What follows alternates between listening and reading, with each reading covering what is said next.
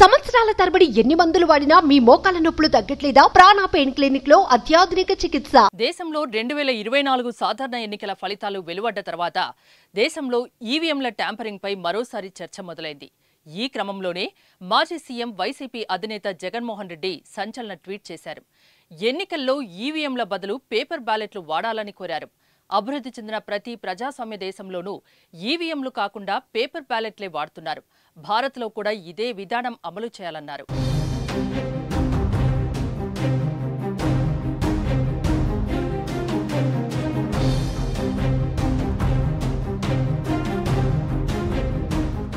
న్యాయం జరగడం ఒక్కటే ముఖ్యం కాదు, జరిగినట్లు కనిపించాలి కూడా. అలాగే ప్రజాస్వామ్యం గెలవడంతో పాటు నిస్సందేహంగా గెలిచినట్లు కనిపించాలి కూడా.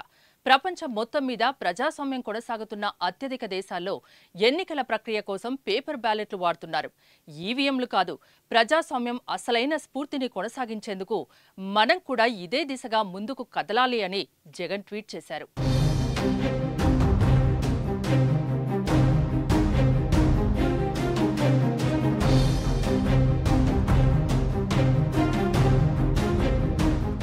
ప్రపంచవ్యాప్తంగా ఎలాన్ మస్క్ వంటి ప్రముఖులు ఈవీఎంలకు వ్యతిరేకంగా మాట్లాడుతున్న సందర్భంగా మాజీ సీఎం జగన్మోహన్ రెడ్డి కూడా ఈవీఎంలు వద్దు అంటూ ట్వీట్ చేయడం సంచలనంగా మారింది.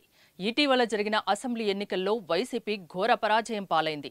ఏపీలో 11 సీట్లు రావడంపై వైసీపీ నాయకులు కూడా ఈవీఎంలపై అనుమానం వ్యక్తం చేస్తున్నారు.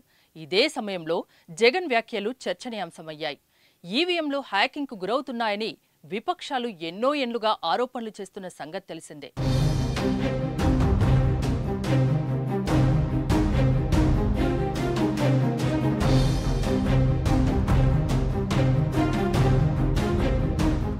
సుమన్ టీవీలో మీ పర్సనల్ అండ్ బిజినెస్ ప్రమోషన్స్ కోసం కింది నెంబర్కి కాంటాక్ట్ చేయండి.